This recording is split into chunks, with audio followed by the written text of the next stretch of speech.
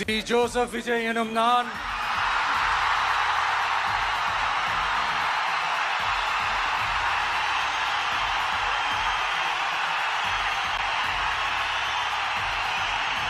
சட்டப்படி அமைக்கப்பெற்ற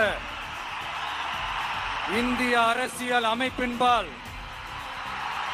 உண்மையான நம்பிக்கையும் மாறா பற்றும் கொண்டிருப்பேன் என்றும் இந்திய நாட்டின் ஒப்பில்லாத முழு முதல் ஆட்சியையும் ஒருமையையும் நிலை நிறுத்துவேன் என்றும் தமிழ்நாட்டு அரசின் முதலமைச்சராக உண்மையாகவும் உளச்சான்றின்படியும் என் கடமைகளை நிறைவேற்றுவேன் என்றும் அரசியல் அமைப்பிற்கும் சட்டத்திற்கும் இணங்க அச்சமும் ஒருதலை சார்பும் இன்றி விருப்பு வெறுப்பை விலக்கி பலதரப்பட்ட மக்கள் அனைவருக்கும் நேர்மையானதை செய்வேன் என்றும் ஆண்டவன் மீது ஆணையிட்டு